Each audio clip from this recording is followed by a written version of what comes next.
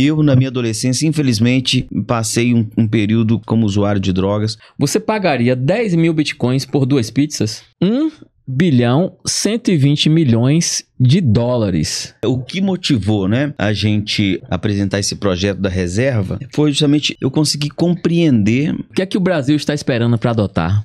a vontade política, Bitcoin e a liberdade real contra o sistema. Eu sou frontal com André Costa, visão sem igual. Aqui o conteúdo é letal. Pessoal, tudo bom? Mais um André Talks. Hoje estamos contando com a presença do deputado Eros Biondini, que é o autor do projeto da reserva de Bitcoin do Brasil. Vamos conversar sobre vários temas, entre eles a reserva de Bitcoin. Vamos falar sobre uma viagem que fizemos a El Salvador. Vamos falar do Pizza Day. Hoje é o dia 22 de maio, estamos gravando esse podcast aqui no Pizza Day e inclusive estaremos hoje também no Pizza Day aqui de BH. Além disso, também foi aniversário do deputado, foi 1000 shows do deputado, agora a comemoração de 1000 shows do deputado. Vamos falar sobre vários assuntos.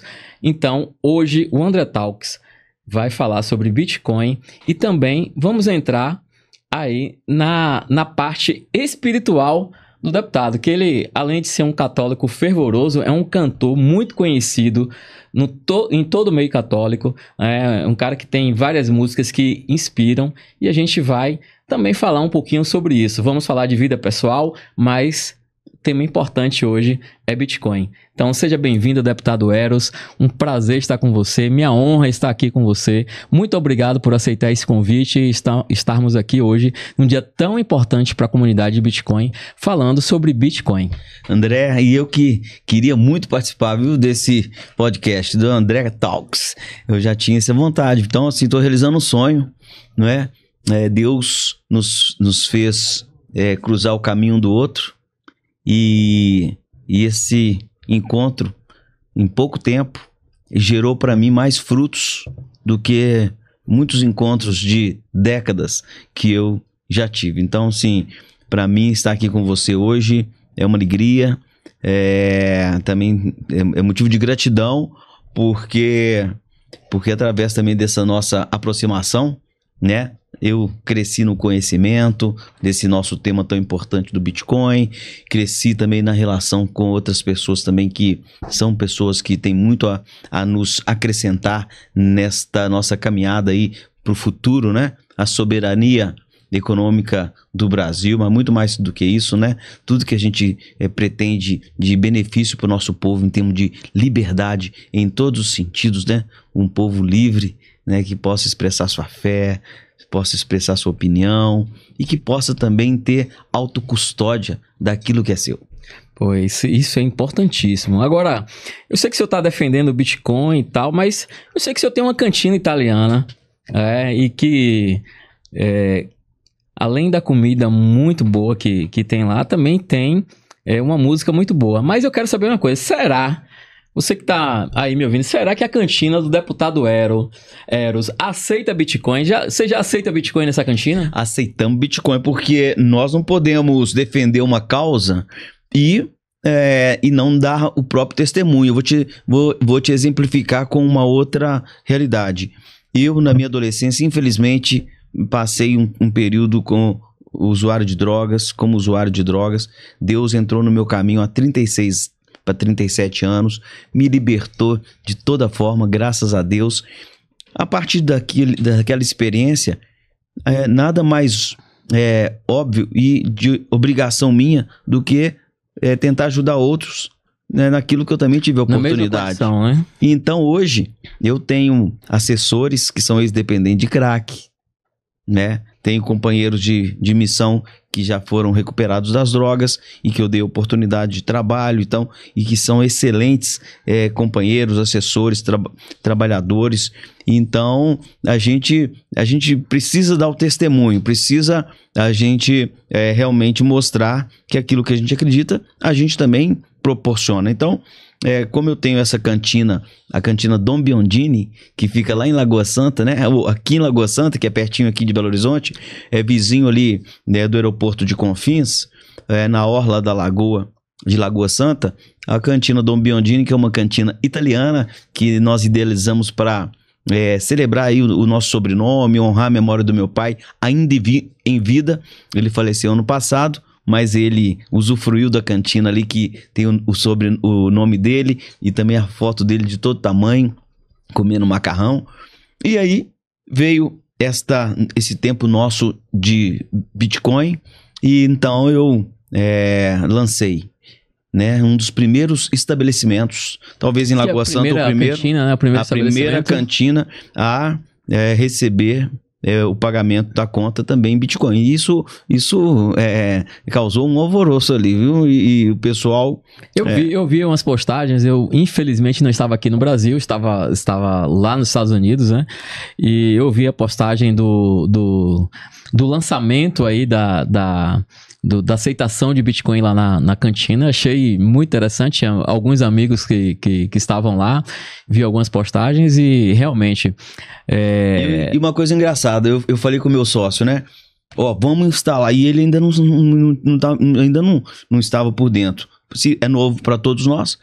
Eu falei, faz o seguinte, a gente recebe Bitcoin, eu compro da cantina o Bitcoin que for recebido, recebido da cantina, eu compro. Porque aí não causo uma alteração na dinâmica da cantina, que também está ali lutando para se manter. Beleza. Então, assim eu fiz. A melhor coisa que você fez na sua vida, né? Se a cantina tivesse ficado com a carteira cheia do Bitcoin, hoje, né, nós tínhamos pago de algumas contas. A 111 mil dólares, né? Hoje diz que bateu 112, né? Chegou a bater 112. A cotação que eu vi há pouco estava 111. Deixa eu ver aqui agora. Agora está aqui 111.749, uma alta de 4,43% aí de ontem para hoje, né? Que ontem chegou a bater os 109, hoje chegamos aí a 112, agora estamos em 111.749.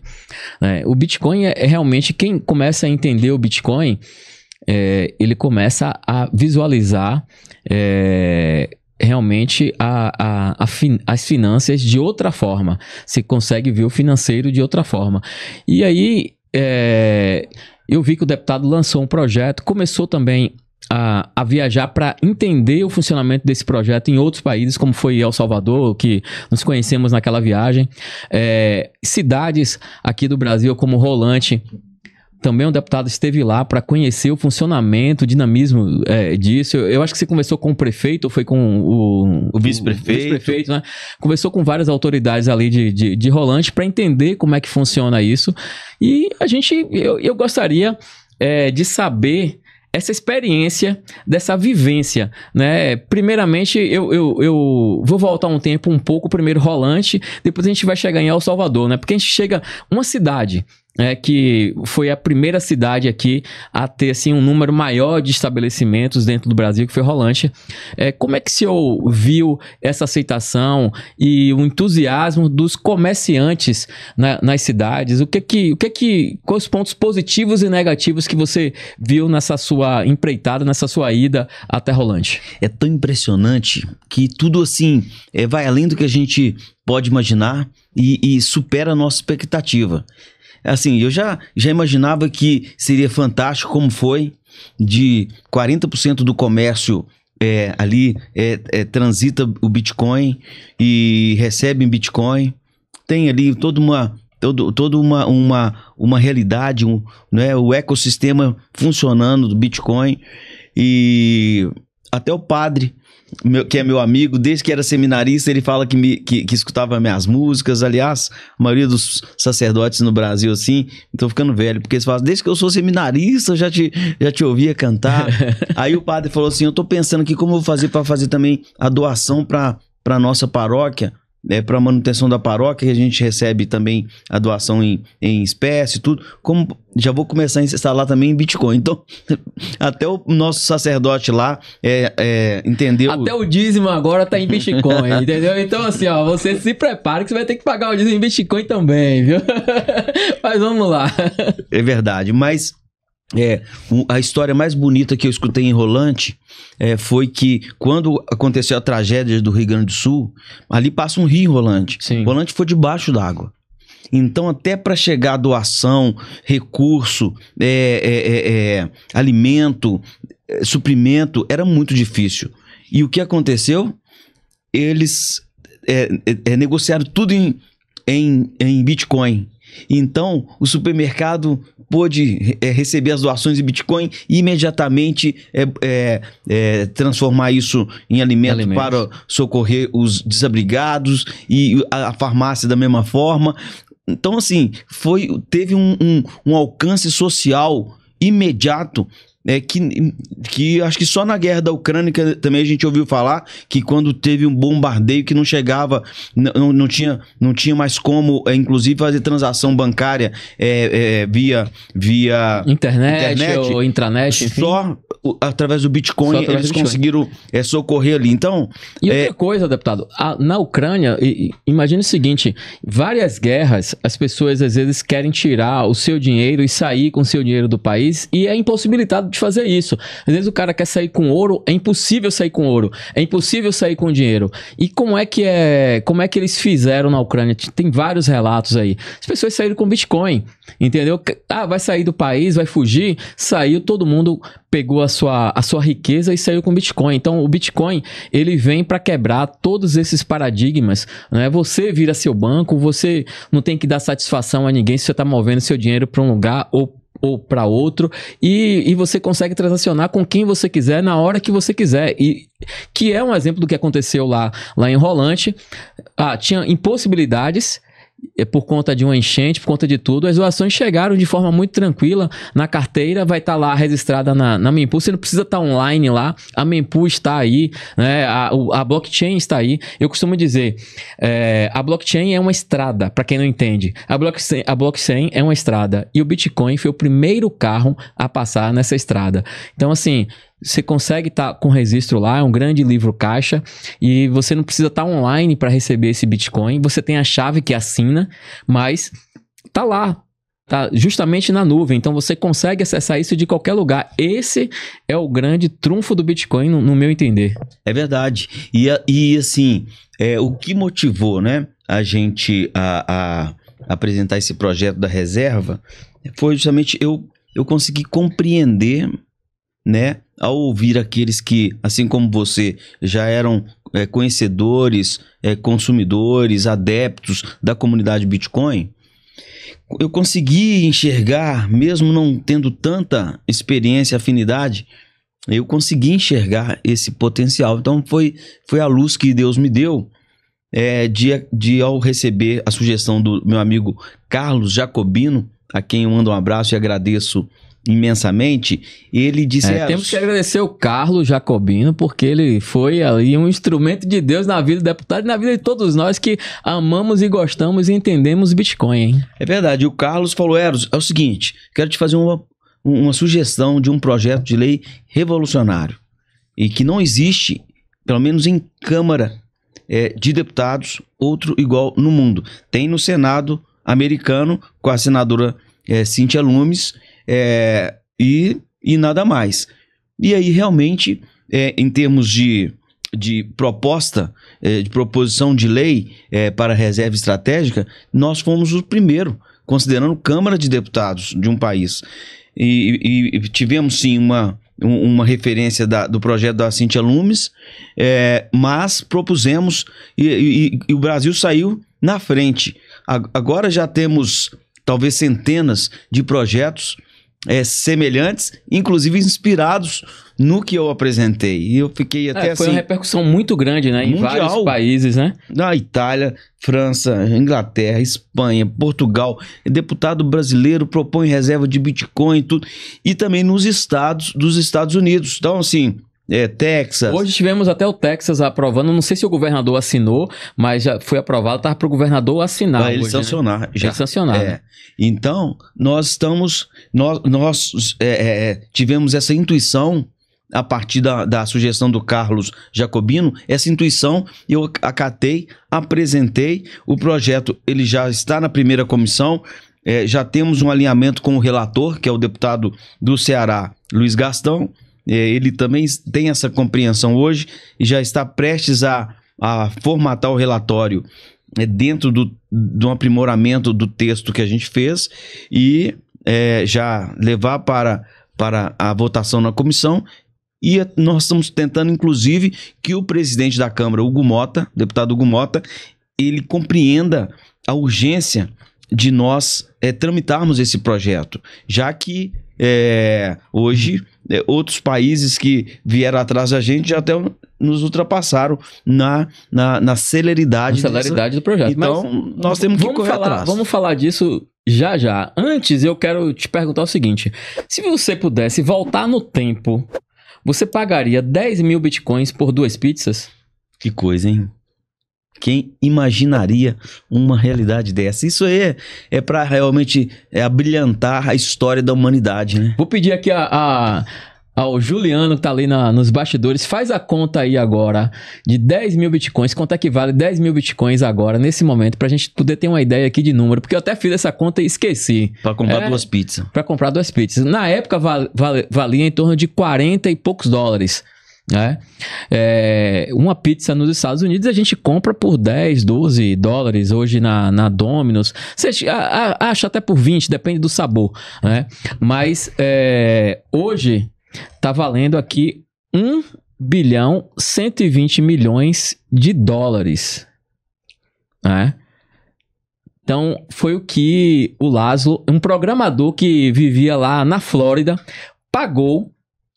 Na verdade, ele não pagou. Como foi que aconteceu? Alguém foi lá, comprou com cartão de crédito na Papa John's, que é uma pizzaria americana, inclusive muito boa. Eu até já comi várias pizzas lá na Papa John's. Tem um molho fantástico, um pouquinho apimentado, do jeito que o baiano gosta, entendeu? É uma pizza de pepperoni lá excelente. E ele colocou, inclusive, os sabores que ele queria, colocou no fórum, e ali alguém foi, comprou a pizza, mandou para o endereço dele, pagou um cartão e ele transferiu os 10 mil bitcoins.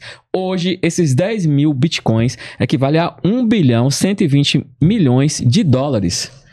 Você imagina esse valor. Você volta, se você pudesse voltar atrás... A fatia de pizza. A fatia de pizza, 300 milhões de... Vamos dividir aqui uma pizza para cada um ficar com um pedacinho? Não, e o pior é o seguinte, que quem comprou a pizza e recebeu os bitcoins, depois vendeu por 400 e poucos dólares, né? Vendeu esses bitcoins por 400 e poucos dólares. Então, assim, Bitcoin, isso fica um exemplo pra gente hoje nesse dia.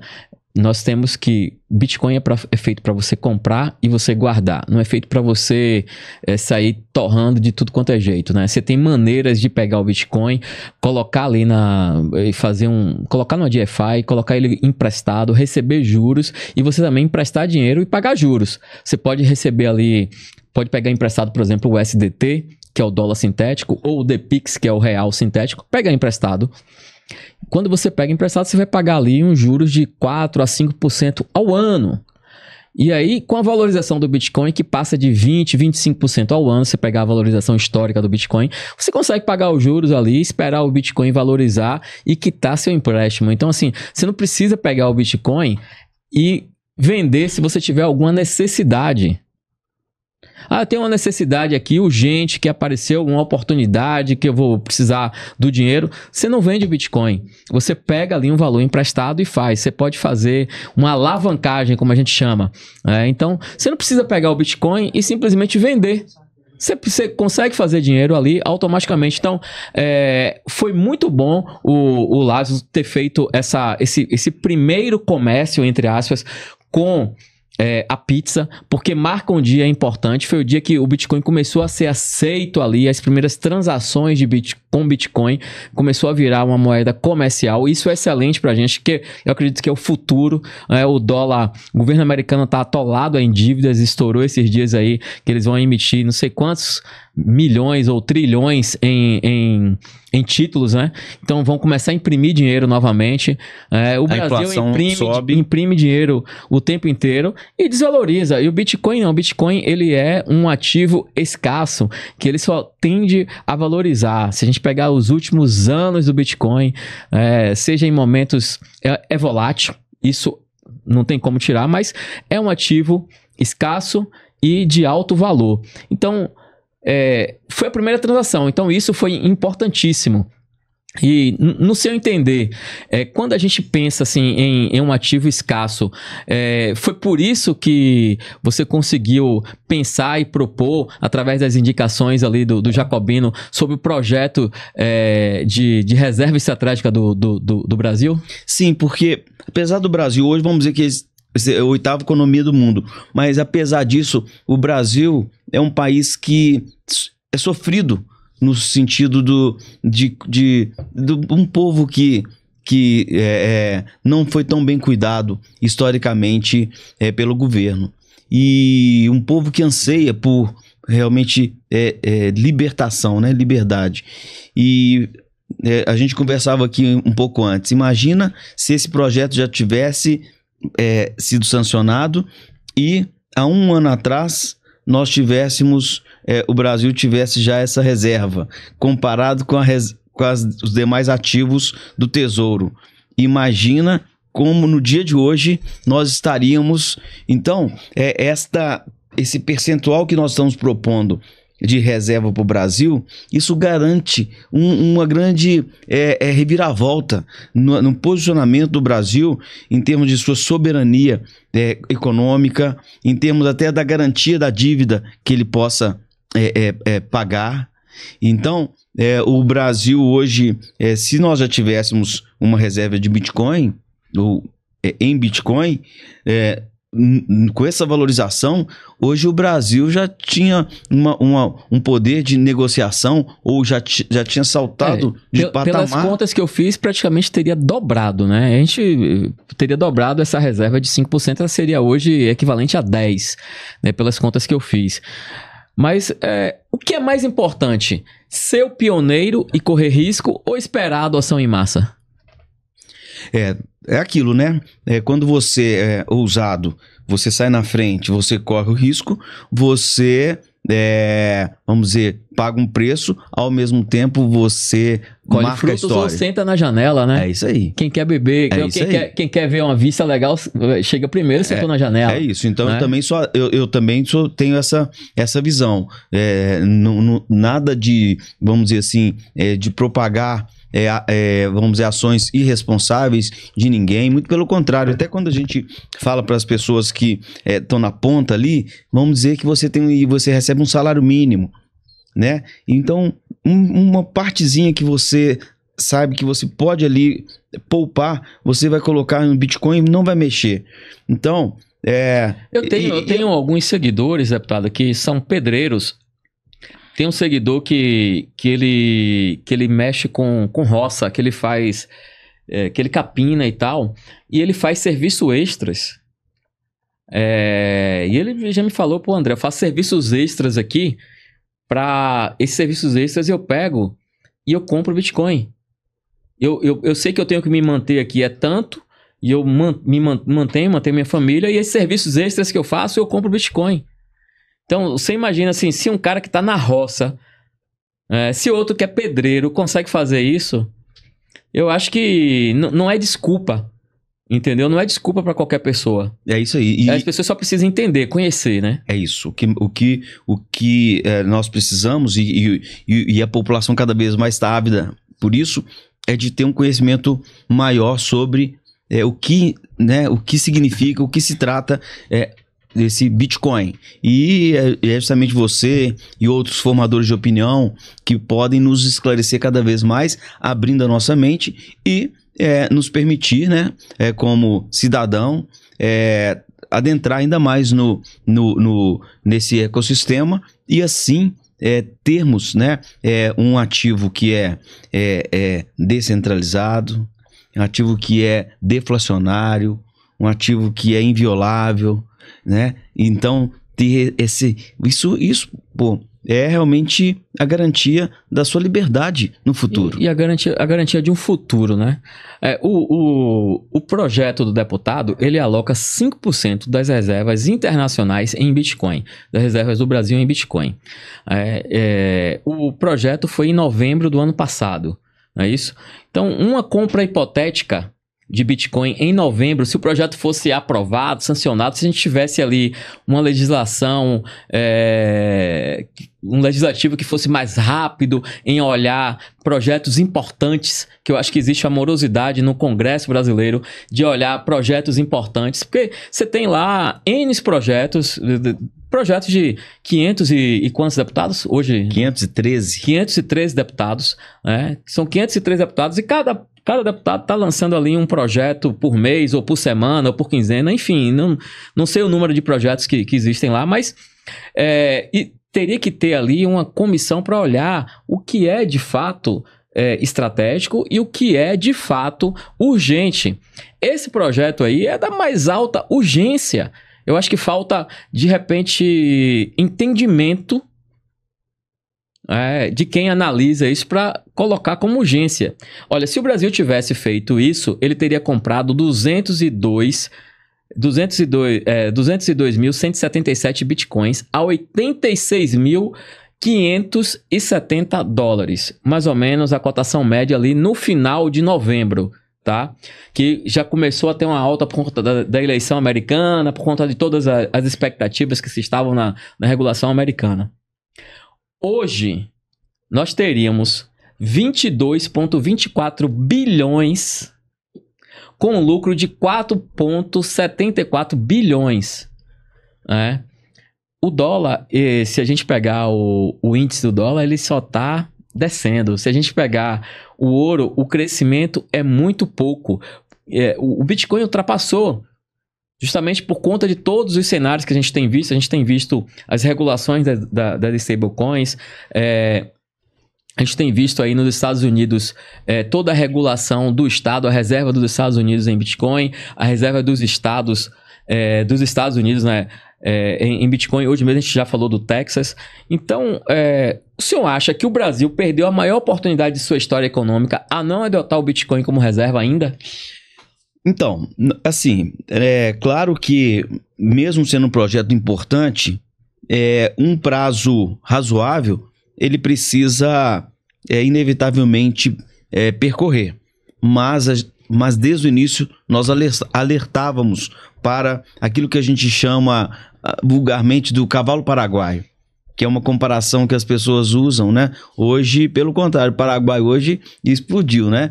Mas antigamente se dizia essa comparação, né? De algo que começa na frente e depois acaba chegando por último. Então, nós alertávamos desde o início, olha, estamos mostrando para o mundo, e o mundo está reconhecendo que existe ali um parlamentar, existe na Câmara dos Deputados um projeto de que está na vanguarda. Agora, eu falava, tomara que, em sendo o primeiro a apresentar, eu não tenha que ter o dessabor de daqui a alguns anos ver os mesmos projetos semelhantes ao nosso sancionados, a reserva soberana nos outros países crescendo. Já com a carteira cheia. E nós patinando ainda numa comissão, outra comissão, e volta, e veta, e sanciona. Então, assim, o meu apelo na Câmara hoje, no Congresso Nacional, no Senado também, e temos interlocutores no governo, para que todos entendam quanto antes a urgência de termos a nossa reserva estratégica de Bitcoin. Você mesmo já falou aí. Nós hoje já teríamos dado um salto em termos de valorização do nosso ativo. Se fosse no início do mês de novembro, a gente teria dobrado. Agora, como foi? Eu fiz a conta no final, para não chegar numa conta tão absurda assim. No final, a gente aqui saiu de 86 para 111, por Bitcoin teria aí um lucro de mais ou menos 25, 26 mil dólares, vezes 202.177 bitcoins. Agora, hipoteticamente, se você fosse o ministro da economia brasileira e tivesse o poder de alocar um percentual de Bitcoin nas reservas do Brasil, que percentual você alocaria? E quando você fez a reserva o projeto, você colocou 5%. Mas com o entendimento que você tem hoje, porque a gente vai aprendendo dia a dia, né? Cada dia o ser humano ele aprende. Por mais conhecimento que você tivesse na hora de colocar a reserva, hoje eu sei que o seu conhecimento ele cresceu e cada dia cresce. Qual seria esse percentual que você colocaria se você tivesse esse poder na mão? Então, nós temos que sempre sim ter a visão de águia, ao mesmo tempo temos que ter a humildade de olhar para buscar referências. No projeto americano, também foi proposto em torno de 1 milhão dos 21 milhões de Bitcoin. Nós somos a 8ª economia. Então, se nós somos a 8ª economia, nada tão absurdo de nós almejarmos ter dos 21 milhões de Bitcoins disponíveis, trabalharmos nessa meta de termos 1 milhão, considerando todos os outros países do mundo. Se o Brasil tiver a médio prazo ou nessa caminhada a condição de pensar isso, de colocar isso, corresponderia realmente a 5%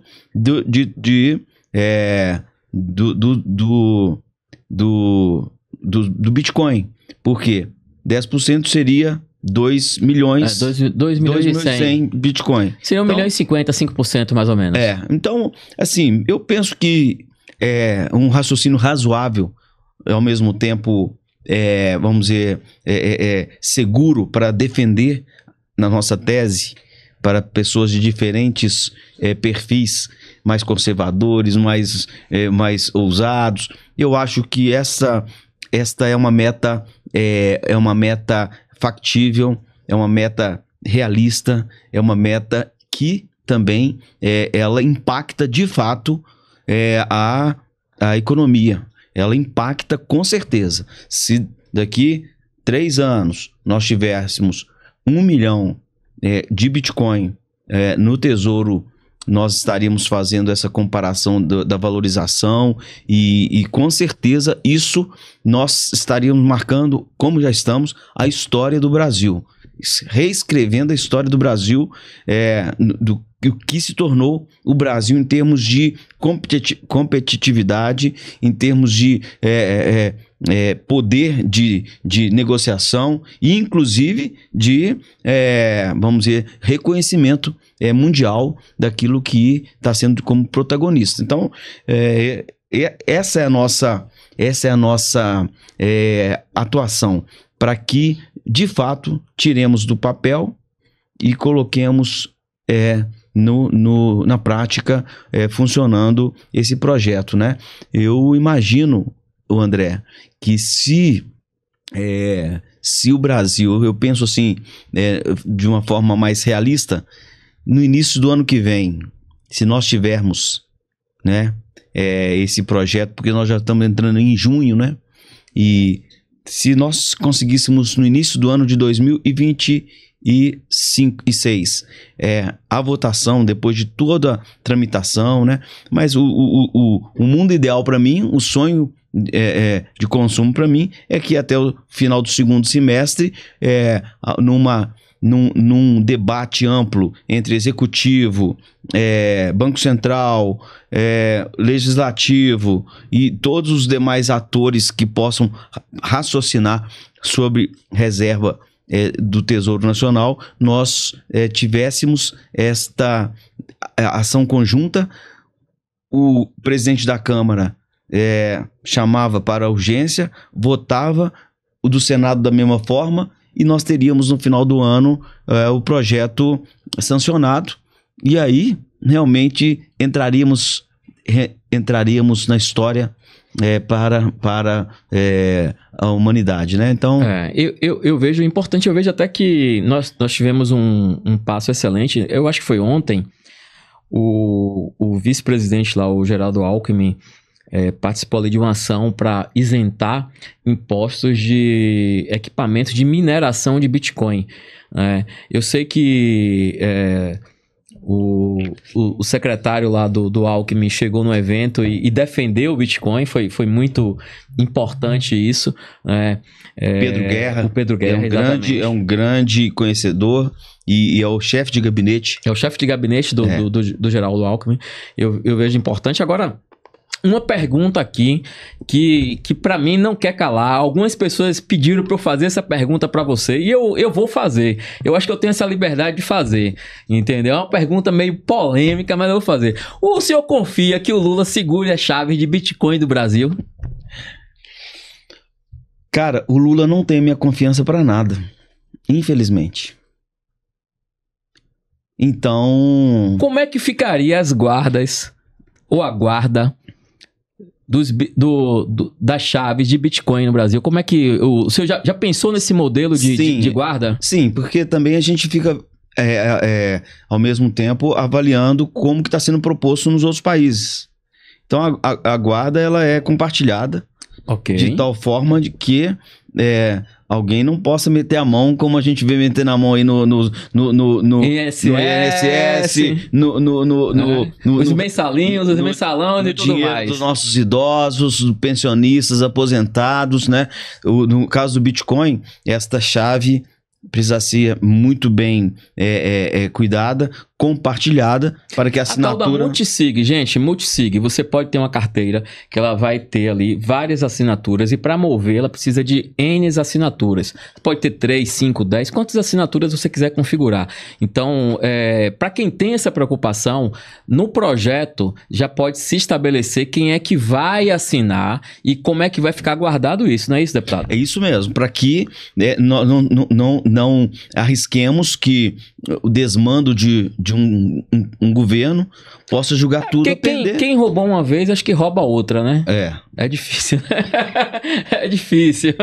Tem um histórico gigantesco aí dessas pessoas. E só muda, né, a estratégia, né?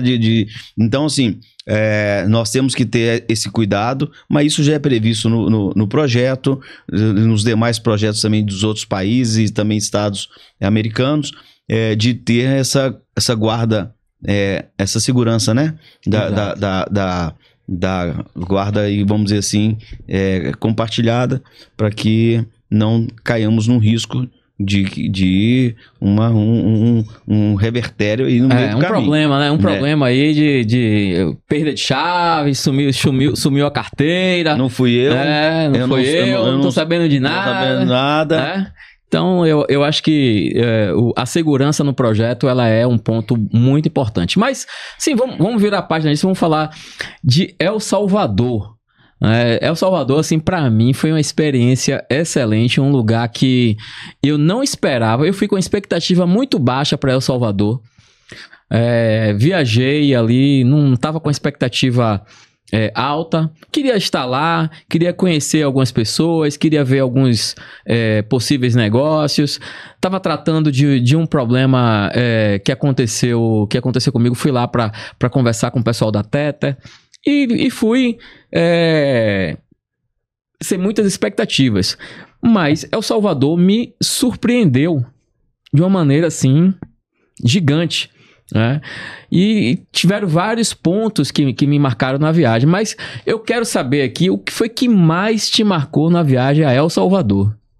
Tanta coisa ali. Primeiro, a gente extrapola até um pouco sobre o Bitcoin, mas mostra como o Bitcoin está inserido numa mentalidade de progresso de uma nação.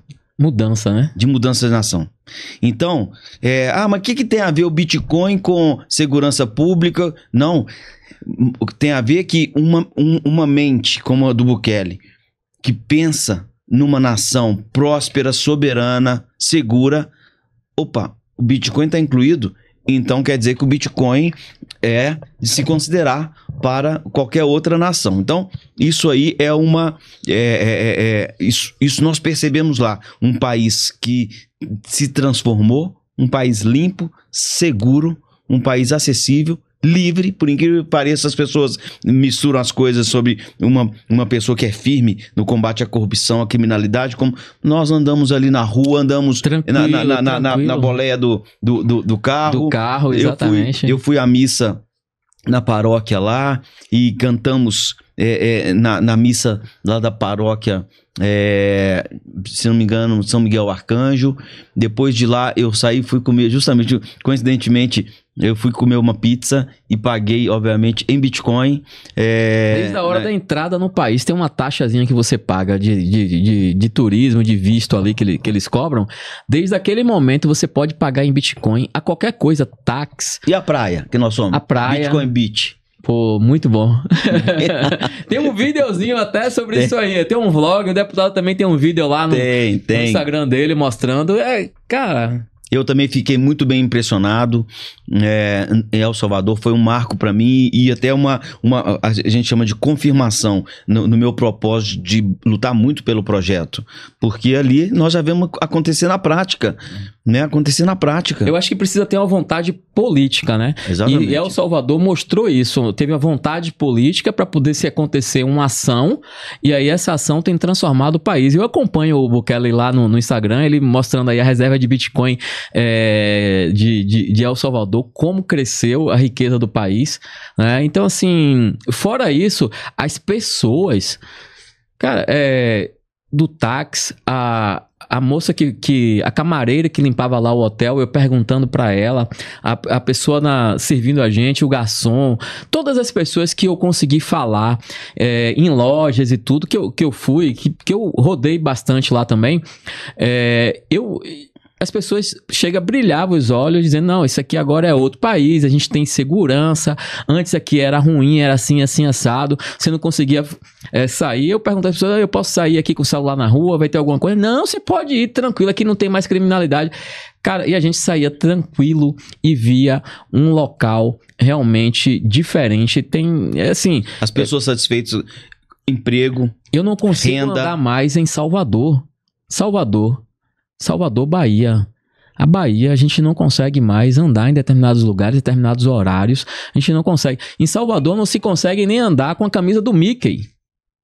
Porque tem uma facção criminosa lá que usa o Mickey e tem uma outra que é tipo assim, concorrente da outra facção, rival. E se você tiver com aquela camiseta do Mickey, você vai ser alvejado, que eles vão te pegar porque acha que você é da outra facção. Então você não consegue nem andar com a camiseta do Mickey, né? Estamos com o PT, infelizmente, dentro da Bahia, não sei quanto tempo, a gente às vezes não quer falar de política, mas infelizmente é isso. A política está envolvida, precisa ter uma vontade política.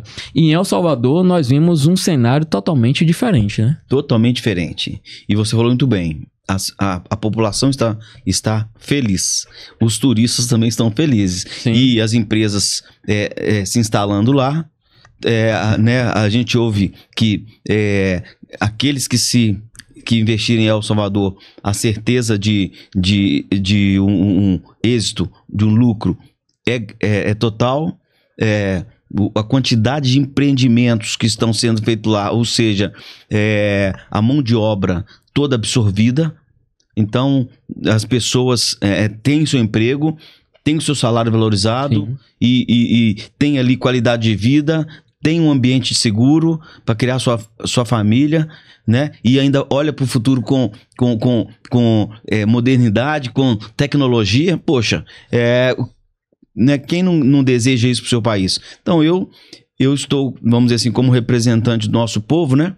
Eu estou hoje propondo isso para o Brasil. Que o Brasil deu uma reviravolta, a começar do raciocínio Bitcoin, que o Brasil deu uma reviravolta e que esse país tão maravilhoso, que tem tudo para ser realmente o melhor país para se viver, que ele entenda que dentro desse bojo, a absorção do Bitcoin como reserva estratégica e soberana é fundamental, e a rapidez disso também é fundamental. El Salvador adotou o Bitcoin. O que é que o Brasil está esperando para adotar? É isso aí. Você falou tudo. A vontade política, a compreensão, né, do time, né, do tempo que nós estamos vivendo, sinais dos tempos, né? Nós precisamos realmente entender isso. O senhor acha que está faltando um Bukele no Brasil? Eu tô querendo encontrar com ele. Então estive em El Salvador, né? Encontramos ali com representantes do Bukele, mas eu queria ter a oportunidade de uma audiência com ele. Estou tentando fomentando essa oportunidade. Encontro, mas se um dia eu tivesse a oportunidade de ser o presidente do Brasil, vamos dizer assim, porque agora eu estou num outro projeto aí que não é pro ano que vem, mas muita coisa me inspiraria no Bukele. Não tenha dúvida, me inspiraria no Bukele. E mesmo assim, se Deus me permitir estar no Senado no ano que vem, muitas das coisas que eu trarei como propostas e ações, com certeza El Salvador marcou para mim, como marcou pra você, marcou para mim também. Sim. Como é que foi que surgiu essa ideia? Eu sei que teve lá o Carlos Jacobino que te colocou ali, mas o que foi o fator decisivo aí? Como é que o senhor entendeu essa questão do Bitcoin? Qual foi assim o ponto-chave para dizer assim, não, eu vou tocar esse projeto, eu vou fazer esse projeto? Então, nós estamos, cada um de nós, né, estamos posicionados num local ou num ambiente em que temos a chance de fazer a diferença. Então, eu quero fazer a diferença. Quando eu subo num palco, como foi ontem na cidade de Viçosa, Minas Gerais, com 5.000 pessoas me olhando.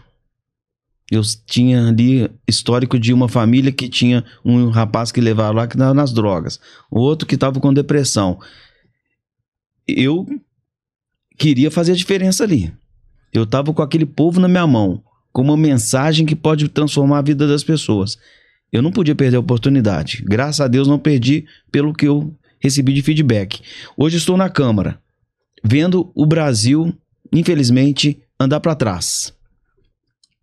Né? Vendo, às vezes, a geração dos meus filhos, né, perder as esperanças. Com o estilo de educação que nós temos, com a violência que nós temos. E aí vem a grande oportunidade de eu apresentar algo que seja inovador e que seja transformador para o futuro do Brasil. Como eu não vou aproveitar?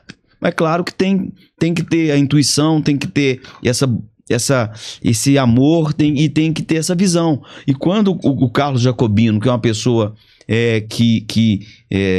com a qual eu me relaciono e tenho confiança plena, e ele traz esta proposta, isso se encaixou como uma luva naquilo que eu vejo, da minha visão sobre o Brasil, sobre o futuro, sobre o que eu espero da nossa sociedade, como cristão também. Sim. Como cristão. Então eu falei, eu não vou perder essa oportunidade. Me dá aqui sua ideia, chama a consultoria, vamos formatar o projeto, depois vamos melhorar o projeto e não perdi tempo. Aí podemos dizer, né, todos que pesquisarem a história do Brasil saberão que o Brasil apresentou por primeiro um projeto de reserva estratégica e soberana de Bitcoin. Agora, a partir daí eu não tenho mais domínio. Como você falou, eu não sou ministro da Economia, eu não tenho a caneta na mão, mas a minha parte eu procurei fazer. E hoje o mundo sabe porque nós temos a coleção de reportagens que saiu em vários veículos de comunicação pelo mundo afora. Brasil é pioneiro na apresentação de proposição de reserva estratégica. Deputado brasileiro apresenta um projeto revolucionário. E no Brasil podemos ter a reserva de Bitcoin. Ou seja, nós temos essa pasta com o histórico. Agora, queira Deus que daqui a um ano nós tenhamos outras notícias. Brasil sanciona a lei com reserva de Bitcoin. Brasil dá um salto e hoje cresceu a reserva por causa da valorização do Bitcoin. Esse é o nosso... Se a proposta fosse aprovada amanhã, qual seria o primeiro passo para implementar a reserva de Bitcoin no Brasil?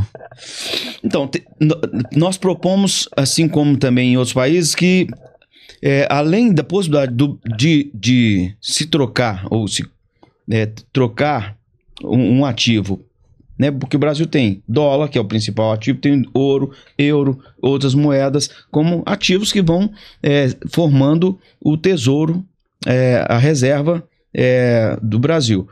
Então, tanto trocar, substituir.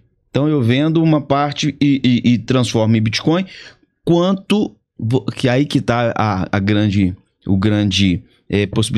possibilidade. Primeiro, aquilo que foi apreendido de alguma crime, alguma coisa, não desfazer, ou seja, incorporar na reserva como Bitcoin.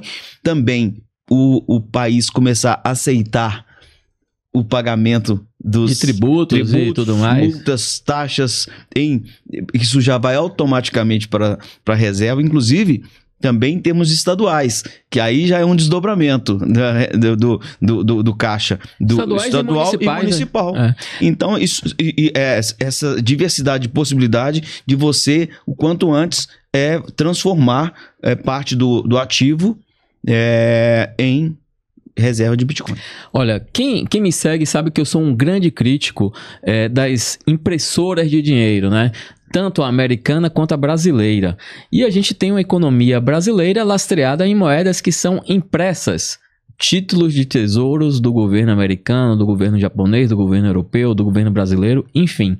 Mas eu ficaria muito feliz se o governo brasileiro ligasse a impressora, emitisse títulos e comprasse Bitcoin. Já pensou nessa possibilidade? É verdade. Entendeu? Então, seria mais uma possibilidade o governo emitir títulos da dívida, comprar Bitcoin, porque o título da dívida brasileira vai pagar quantos por cento? E quantos por cento se valoriza o Bitcoin? Olha só que sacada. Ele pode muito bem emitir título e comprar Bitcoin, e olha só o que é que ele pode multiplicar. Então, assim, eu acho que tem várias formas aí de se fazer, tem várias ideias que podem serem ainda anexadas no projeto. Acho que essa pode ser uma delas. E nós estamos vendo assim, os países hoje, como Estados Unidos, a própria China, Rússia, hoje eles já não estão perdendo tempo.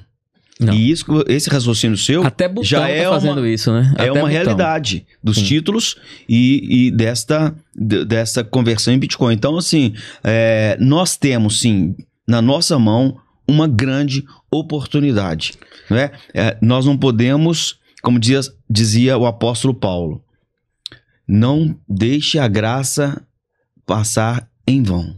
Cuidado para que a graça de Deus ela não passe em vão, ou seja, você perde o kairos. O que é o kairos? O kairos é uma forma de tempo que não é o tempo do relógio, é o tempo da graça, ou seja, é o tempo favorável. Nós estamos vivendo um tempo favorável no Brasil, da possibilidade de nós darmos soberania e de nós darmos um futuro realmente diferenciado para os nossos filhos e netos.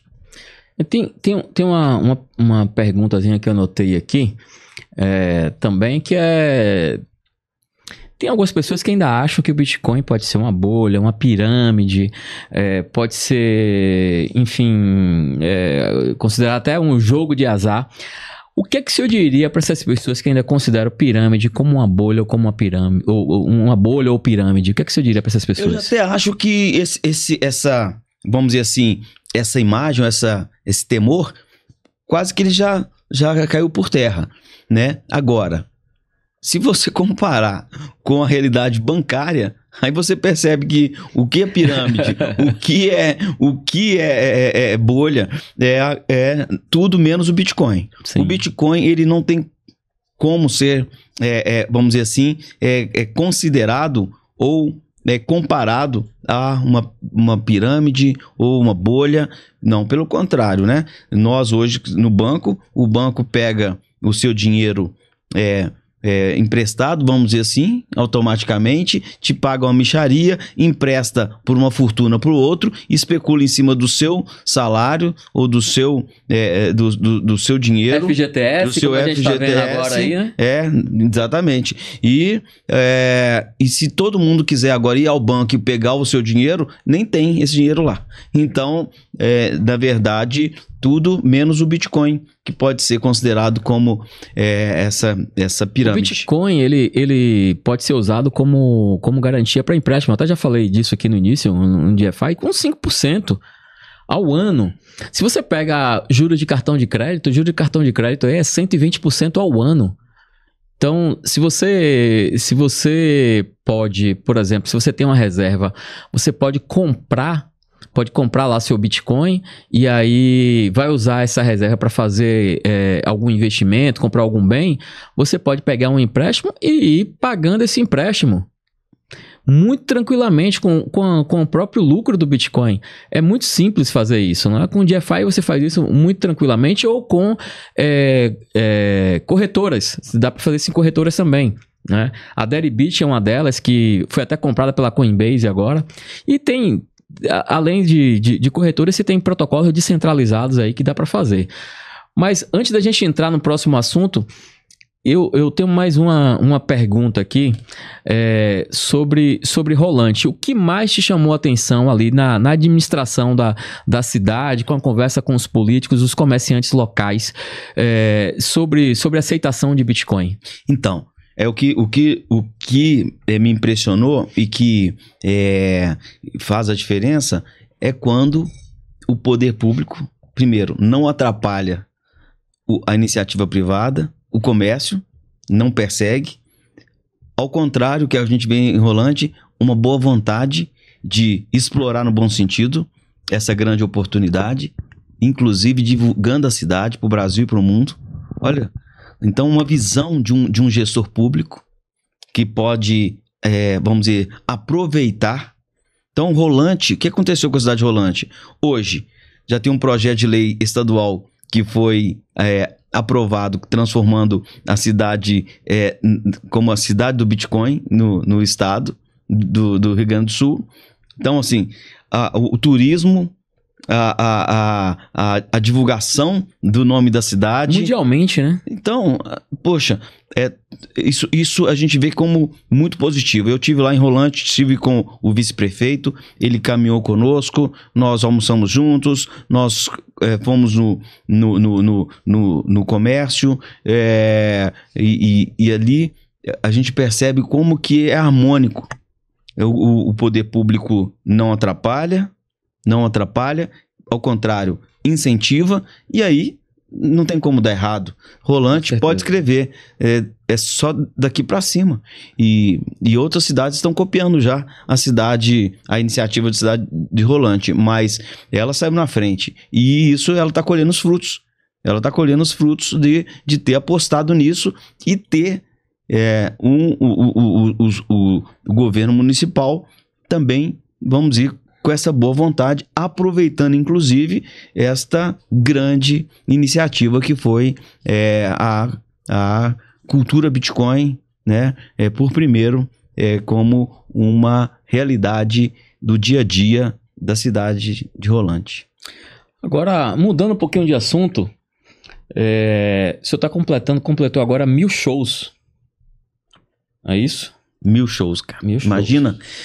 Essa celebração anos. Foi agora em Belo Horizonte, agora no domingo? Foi, dia 18 de maio. Dia 18 de maio, um dia foi profético. Por quê? Nós marcamos conforme a gente tinha a data disponível do Mineirinho e também do padre Marcelo Rossi, que era quem viria celebrar comigo. Então, não foi nada, vamos dizer, planejado de antemão, a não ser a data que estava livre na agenda do padre e coincidia com a agenda do Mineirinho, do ginásio do Mineirinho. Mas o dia 18 de maio é o dia do aniversário de Papa João Paulo II, que hoje é o São João Paulo II. O Papa que falou muito ao meu coração. Eu estive no ano 2000 em Roma, na Jornada Mundial da Juventude, e as palavras do Papa me fortaleceram, me incentivaram a ser um homem melhor, uma pessoa melhor. Ele falou: quando vocês voltarem para o país de vocês, sejam aquilo que vocês têm potencial de ser, façam o que vocês têm condição de ser, e vocês incendiarão o mundo com a força do Espírito Santo.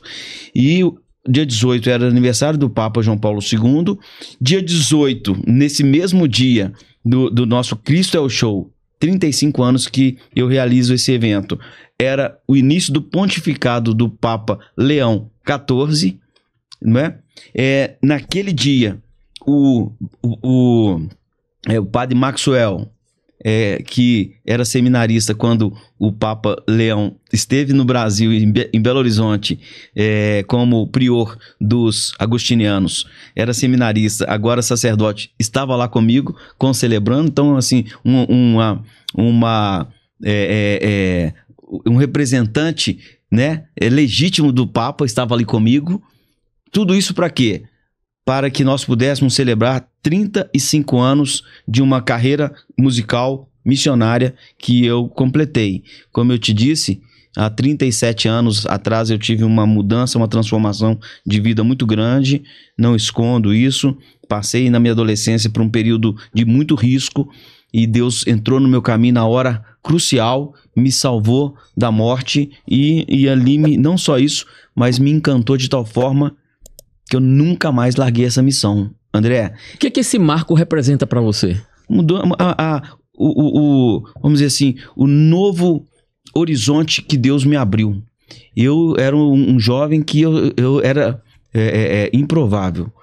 Eu estava realmente, apesar dos meus talentos, né? Eu estava ali enterrando o meu futuro, né? Com o caminho que eu estava seguindo. E de repente, num encontro, numa noite de oração, eu realmente ouvi a voz de Deus me propondo uma vida nova. Eu aceitei, e não só aceitei também que, ao me transformar, Ele me usasse para transformar de alguma forma aqueles que cruzassem o meu caminho. E assim, eu entrei de cabeça. André, tem 35 anos, não são 35 dias. Sim. Que eu não sei o que é um dia mesmo. Eu já tive câncer prematuro de próstata, adenocarcinoma maligno. Eu já quase morri com Covid. Já tive momentos dificílimos na minha vida. Eu não sei o que é um dia falar assim: hoje não me fala de Deus, não. Deixa eu curtir minha fossa. Não, como Davi, o rei Davi, 35 anos que eu acordo todos os dias e falo: bendito seja o nome de Deus por esse dia. Amém. Bendito seja Deus na minha vida, que as bênçãos de hoje venham sobre mim e que Ele me use para abençoar a vida de outras pessoas. 35 anos. E seu aniversário foi? Meu aniversário é 20 de maio. 20 de maio. 2 dias depois desse grande evento, Bom, que foi a maior produção. Então, aproveitar que foi seu aniversário, eu trouxe um presente aqui da Bahia pra você. Ah, poxa. Entendeu? Então, Quero que hoje, você abra esse presente aqui, mostre aqui pra gente esse presente aí. Pros nossos... Essa foi surpresa mesmo? É. Deixa eu ver. Poxa, que coisa linda. Nossa. É a nossa irmã Dulce. Exatamente. Dulce. Santa Dulce agora, né? Santa Dulce, dos pobres. Exatamente. Olha que lindo, muito obrigado. Lindo, lindo, lindo, maravilhoso. Vai ficar realmente num lugar especial. Trouxe esse presente aí, porque vai ser recordação desse seu aniversário, do nosso podcast hoje aqui. É verdade. E tudo a ver com a minha vida, André. Aquilo, Jesus fala numa passagem assim, né? Aquele que se envergonhar de mim, eu me envergonharei dele diante dos anjos e do meu Pai. E aquele que me honrar aqui na terra, eu testemunharei em favor dele diante dos anjos e diante do meu Pai. Então, se depender de eu negar a Deus, seja no parlamento, na tribuna, diante dos reis, dos governantes, do presidente, se depender disso para eu ter êxito, ter que negar a minha fé, então posso pegar minha malinha e ir embora, porque a minha fé, eu não nego, e a presença de Deus na minha vida, ela faz toda a diferença. E assim, então eu comecei essa carreira musical também, porque eu já gostava de música. Eu tinha uma banda de rock antes, e aí eu comecei, quer saber? Agora eu vou usar meu talento para salvar almas. E aí, no primeiro ano, eu fiz um evento no ginásio do Colégio Santa Marcelina para 1.000 pessoas ali, e sem pretensão de ter o segundo. De repente já tive o segundo Crystal Show. Chegamos aos 35 anos desse evento, que se tornou o único evento no Brasil que não parou nem na pandemia. 35 anos desse evento. Mas, além desse evento, percorri o Brasil e percorri vários países do mundo, também fazendo shows. Completei 1.000 shows. Aliás, 1.001, porque agora fiz um show em Viçosa, depois 1.002 no Rio de Janeiro já tem um show, 1.003 já tem em Montes Claros, Minas Gerais, e daqui a pouco vem outros, se Deus quiser, outros 1.000, né? Então, assim, é uma marca na minha vida, me sinto muito feliz, realizado, sobretudo, porque depois eu vou te mostrar o vídeo do último, no Mineirinho, um Mineirinho lotado, 15.000 pessoas, e lá da arquibancada, uma menina filmando o meu show, e de repente ela faz assim, o selfie no vídeo e fala: Eros Biondini, eu saí das drogas por causa de você. Isso pra não tem mim, preço, né? Até eu falei para um patrocinador, né? O Jacobino mesmo é o meu patrocinador master.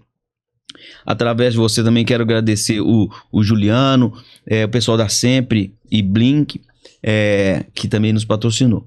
Mas eu falei para o Jacobino: olha, eu vou te mandar vídeos com sua marca exposta lá. Eu vou mandar vários vídeos maravilhosos e fotos de LEDs passando a sua marca. Mas o que mais vai te edificar é esse vídeo aqui dessa menina falando isso. Ele quase que chorou. Ele falou: realmente é esse, não precisa nem mandar mais vídeo com a minha marca não, porque só isso aí, esse resultado já valeu só todo o patrocínio que eu estou fazendo para uma vida não tem preço, né? Você consegue, e assim, através da palavra de Deus, você conseguir resgatar vidas, isso aí eu acho que é o mais importante de uma carreira, de uma vida, e de uma utilidade nossa como ser humano. Não tem preço. É verdade. E tá ali a passagem do Bom Samaritano para falar isso, né? A gente pode estar indiferente àquele que tá ali precisando, ou a gente pode estender a mão e mudar a vida de uma pessoa. É como estender a mão para mim um dia e mudar a minha vida.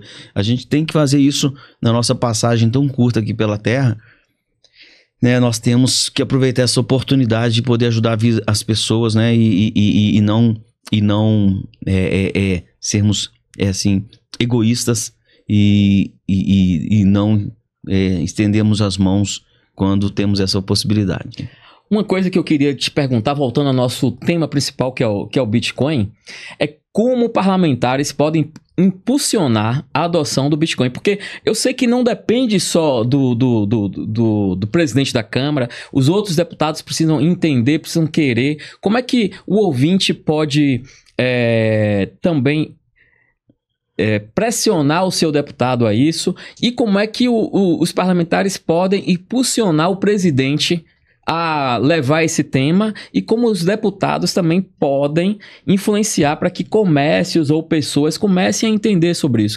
Muito importante que você falou, porque a comunidade Bitcoin, ela tem um papel fundamental nessa vitória. Fundamental. Porque a grande maioria, por incrível que pareça, dos parlamentares não fazem nem ideia do que seja. Como informar o quanto antes, o mais rápido? Estou fazendo a minha parte. Também tendo você e outros que são, vamos dizer assim, né, no bom sentido, mentores desse meu projeto. Mas a comunidade de Bitcoin, e isso eu já sinto isso, levando para as redes, levando essa informação para o Brasil, os deputados, senadores já começam: opa, ouvi falar daquele projeto seu, eu vi uma repercussão boa daquilo ali, eu quero saber melhor. Já teve um deputado, o senador Portinho, do Rio de Janeiro, que falou: olha, quando chegar no Senado, eu quero ser o responsável por dar celeridade nesse projeto. Então, graças à comunidade Bitcoin que tem falado sobre a apresentação do projeto, né? Também isso é muito importante, que haja essa quebra de paradigma e também de preconceito em relação a nós que somos hoje os parlamentares, os representantes do povo. Nós precisamos do respaldo. Precisamos do respaldo da comunidade. Quanto mais a comunidade... Por exemplo, pelo que eu sei, só em Minas Gerais nós temos em torno de uns 4 milhões de bitcoins. Se nós temos 4 milhões de pessoas que são adeptos do Bitcoin em nosso estado, Minas Gerais, imagina se essa comunidade ela pressiona os deputados de Minas, no bom sentido, se ela começa a informar melhor, se ela começa a divulgar mais. Então, isso que você falou é vital, é fundamental. A comunidade precisa estar presente. Nós temos já marcados encontros em Brasília. Vamos propor audiência pública para que os deputados, os senadores e outros atores, porque o judiciário precisa compreender, o executivo precisa compreender, e eu estou sentindo que nós estamos conseguindo mostrar que é algo assim que é suprapartidário. Então eu falo, olha gente, só ver o que está acontecendo nos outros países. É a compreensão do tempo que nós estamos vivendo. Isso tem que ser, na verdade, uma política pública do Estado. Política pública de Estado, não de governo. Não de governo, exatamente. Uma coisa que eu até estava...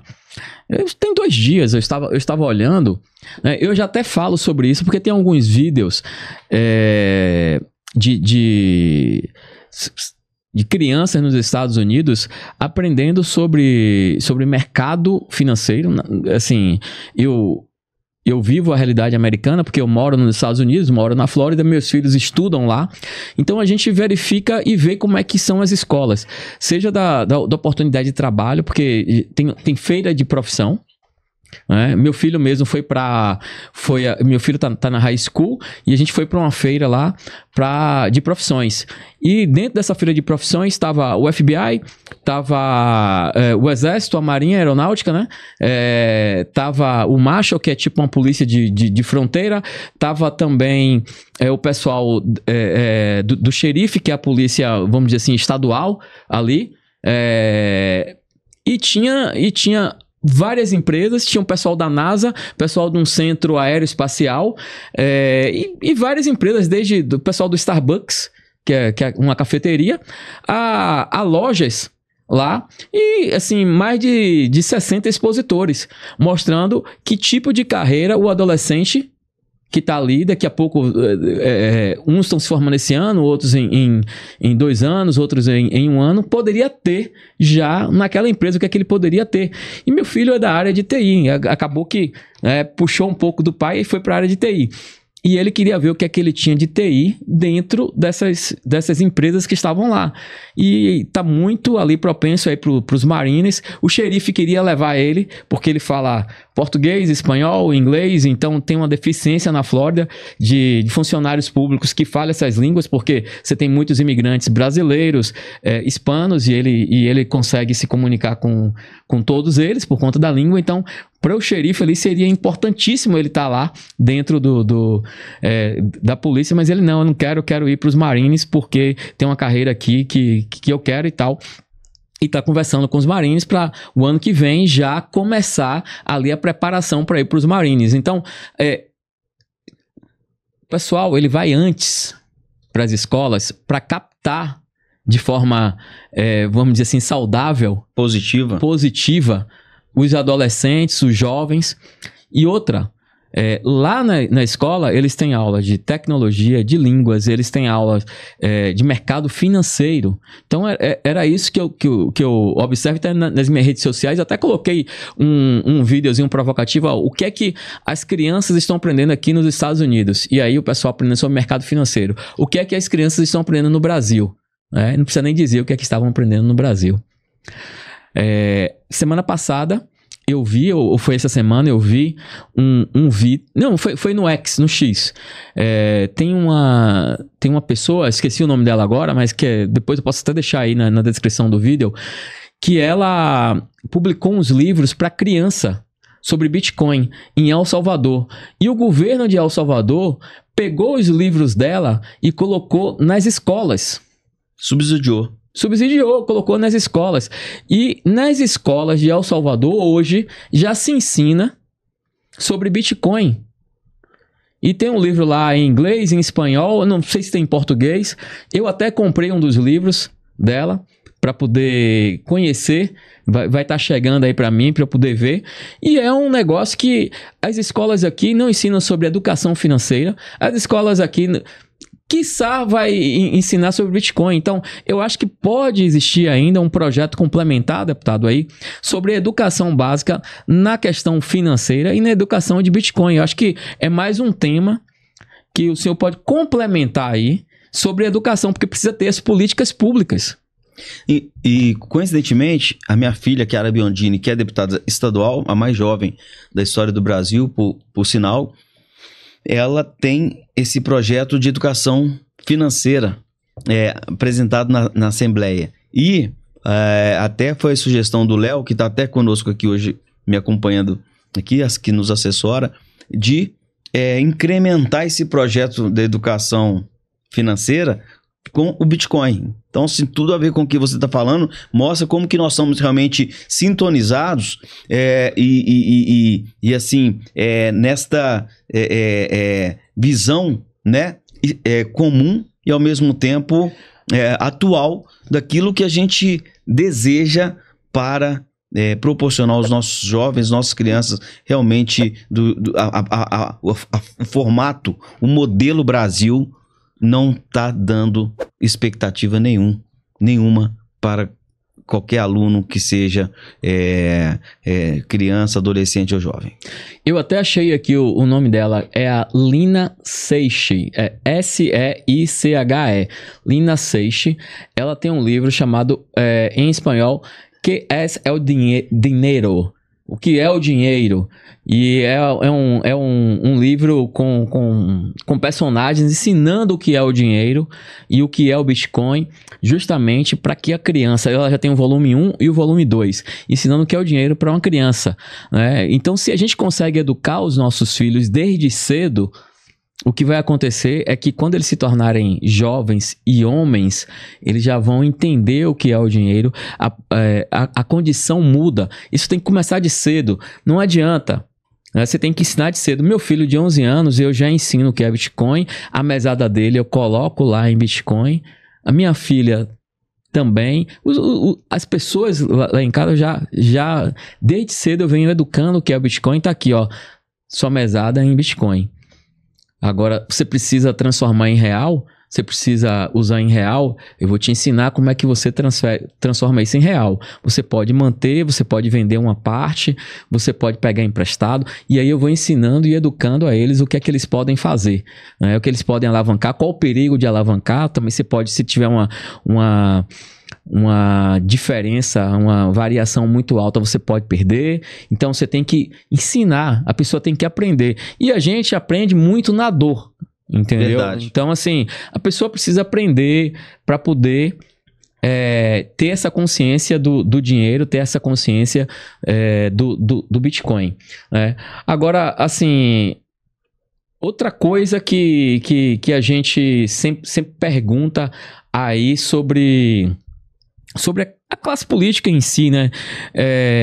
Por que é tão difícil os políticos aceitarem algo novo? É falta de conhecimento? É não querer que o Brasil mude? O que é que o senhor que está lá dentro, qual a leitura que você tem? É partidarismo? É o quê? Ambas as coisas. Nós temos uma burocracia que emperra realmente o nosso país. É um dos países mais burocráticos que existe no mundo. Nós temos uma falta de conhecimento também, que é um outro aspecto que também nos atrasa tanto. E, infelizmente, temos também vamos dizer assim, aquele que a gente chama os adeptos do sistema, ou seja, aqueles que estão confortáveis do jeito que estão. Estão mamando de alguma forma, né? Exatamente. Como fala o 38. É isso aí. E que para eles não é interessante algo que possa mudar ali o status quo. Então, nós temos, no meu modo de ver, esses três obstáculos. Burocracia gigantesca no Brasil. A gente viu em El Salvador e em outros países. Tudo no Brasil, você tem que ir para um, que passa a senha para o outro, que depois vai para o outro guichê, outro lugar. É o tal do carimbaço, cada um tem um carimbo e quanto mais você tem que taxar os carimbos. E às vezes a gente vê, né, você cria dificuldade para vender, facilidade para resolver o problema. Então, assim, infelizmente, nós temos que vencer o sistema, ou seja, esta fatia dos maus políticos, né? Não todos são assim, dos maus políticos. Nós temos que vencer também a burocracia e temos que vencer aquilo que você falou sobre educação, a falta de conhecimento, porque nós somos também acomodados de... Você vê, deveríamos... A gente vai em países que, entre aspas, estão mais atrás do que o Brasil. Eles falam inglês fluentemente. As crianças falam inglês, estudam, sabem essa língua. Brasil, ninguém sabe. Não se tem esse mínimo de condição de dar a capacidade de se alavancar uma criança, um adolescente, um jovem no mercado de trabalho. Enfim, eu elencaria esses três problemas. O sistema é bruto, a burocracia é tremenda e a falta de conhecimento é total. E aí fica difícil. Mas existe um projeto de lei, existem pessoas que estão aderindo, existem pessoas que têm coração bom e a gente está atrás de encontrar. Se o Brasil não agir agora, quem vai liderar a economia na América Latina? Argentina. Hoje o Milei, ele está... Eu digo América do Sul, mas se a gente pegar, tirando os Estados Unidos, a América, e nós já estamos vendo os países que estão protagonizando, não é? O próprio Paraguai, né? O Paraguai, inclusive, eu hoje sou residente do Paraguai. O Paraguai está dando show, né? Na minha declaração desse ano de imposto de renda, eu estou tirando a minha residência fiscal do Brasil e indo para o Paraguai, porque a carga tributária aqui no Brasil está insustentável, insuportável, não tem como. Realmente impraticável se pagar imposto no Brasil.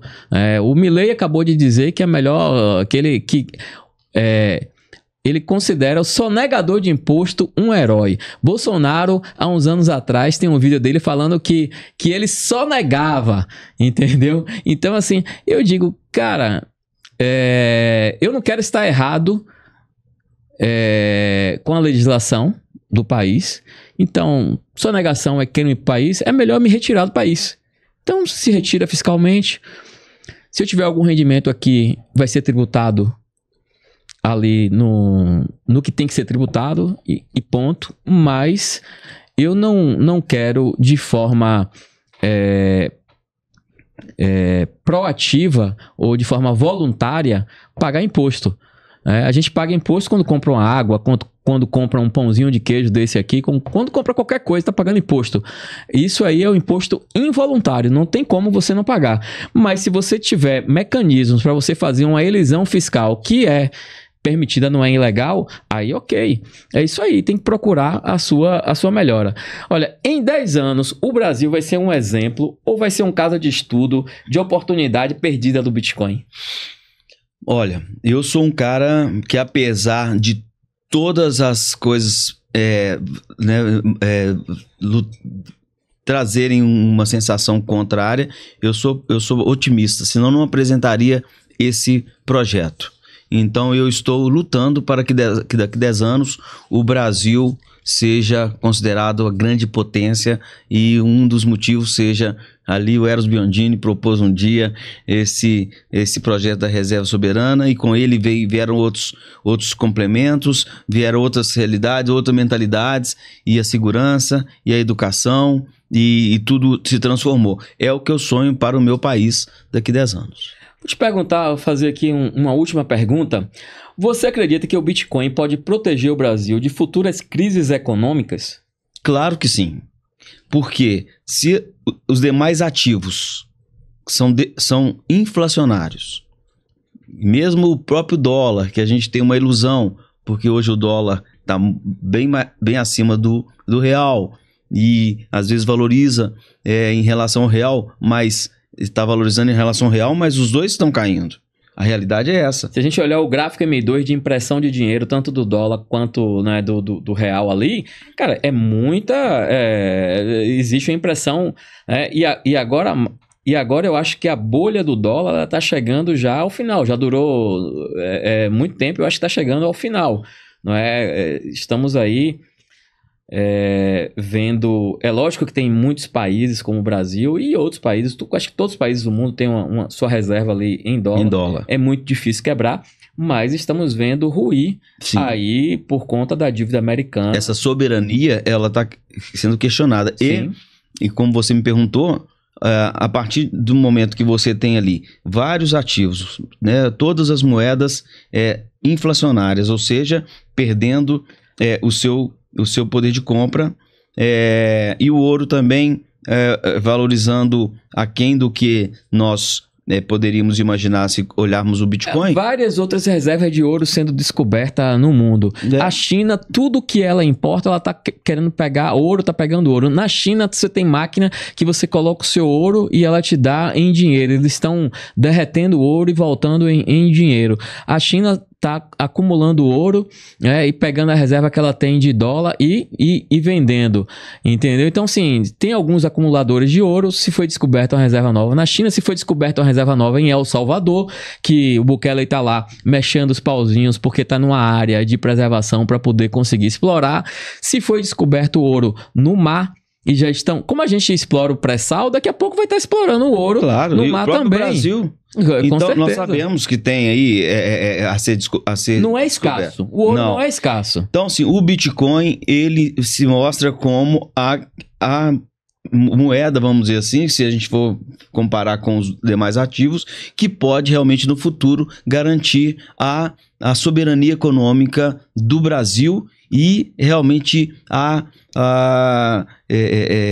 essa salvaguardar, né, que o Brasil seja uma nação que se sobressaia diante das outras. É isso aí. Então, deputado, eu quero que você deixe aí sua mensagem para quem nos ouviu até aqui. E deixe seus contatos, suas redes sociais aí para o pessoal tá se comunicando, dando sugestões sobre a reserva de Bitcoin, Ótima sobre ideia. o projeto. Eu acho que é interessante que todos possam dar sua opinião, possam participar. Claro. E assim, nós inclusive temos um grupo, né? Um grupo de estudo, um grupo de apoio que eu estou tendo. O Renato 38 está nele, o Guilherme, o Pedro Guerra, que é o chefe de gabinete do vice-presidente. Você tem sido também um grande colaborador. Então, você, seguindo lá o @erosbiondini, né, sobretudo no Instagram, você pode acompanhar o meu trabalho. É muito importante a sua opinião, a participação da comunidade Bitcoin, no caso nosso aqui falando para essa comunidade, mas de uma maneira geral para a população do Brasil, acompanhar mais o nosso trabalho, porque isso nos motiva mais, nos inspira mais, nos dá respaldo, nos dá ideias, complementa aquilo que falta em nós. Então, assim, eu sou uma pessoa que quero aprender mais, quero muito ouvir a opinião daqueles que têm desejo de contribuir, de ajudar. Então, eu deixo aqui esse meu contato. Ao mesmo tempo, André, mais uma vez eu digo que estou realizando um sonho de participar do André Talks. E assim, parabéns, porque você tem dado uma grande contribuição. Você hoje é uma referência, você transita a América, Brasil, Paraguai, El Salvador, Europa, e realmente vai nos trazendo essa esse conjunto de informações que vai construindo a nossa mentalidade e a nossa informação. Então, é muito bom participar aqui desse bate-papo com você. Quero aprender ainda mais e muito mais com você. E quero dizer isso, eu não estou na política por uma via convencional. Né? Não tenho histórico de parentes na política ou de ter nem presidente de diretório acadêmico. Eu fui na minha época de escola, de faculdade. Eu realmente tive um chamado. Eu só entrei na política por insistência dos movimentos que eu representava na luta contra as drogas, em defesa da vida, contra o aborto. Então foi justamente esses valores que me fizeram vir para a política. E só tem sentido eu permanecer se for assim, né? Eu tenho uma trajetória, uns sinais aí de Deus que me fazem olhar ali para 2026 no Senado. E tá tudo nas mãos de Deus aí, nosso caminhar. O que eu quero é gastar meus dias para ajudar, para servir. Esse é o Eros Biondini. E vamos lá acreditar que nosso projeto Bitcoin vai prosperar e o Brasil prosperar junto. Olha, eu quero deixar aqui um desafio para o deputado. Daqui a 2 meses eu quero gravar um outro André Talks com você. Agora eu quero gravar em Orlando. Quero deixar já o convite aí e quero saber o que andou de agora até lá. Então, a gente quer acompanhar esse projeto de perto para que a gente veja o desenrolar disso e as pessoas possam entender todo o acontecimento.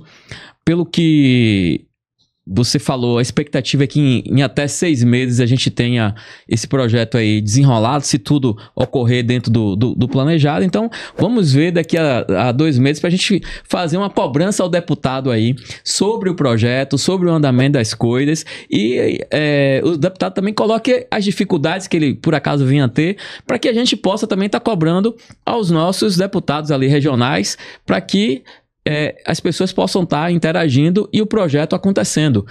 Então, vou deixar esse desafio aí, vou deixar esse convite para você daqui a 2 meses, logo em agosto, a gente fazer esse podcast lá em Orlando. Convite aceito? Convite aceito. E imagine que se hoje nós tivéssemos, então, 1 milhão de bitcoins, no dia de hoje, como ele teria valorizado o Tesouro Nacional com a reserva de Bitcoin. Só para a gente pensar o quanto nós já teríamos gerado, um simples projeto, um simples parlamentar já teria gerado em bilhões para o seu país. Então, desafio aceito.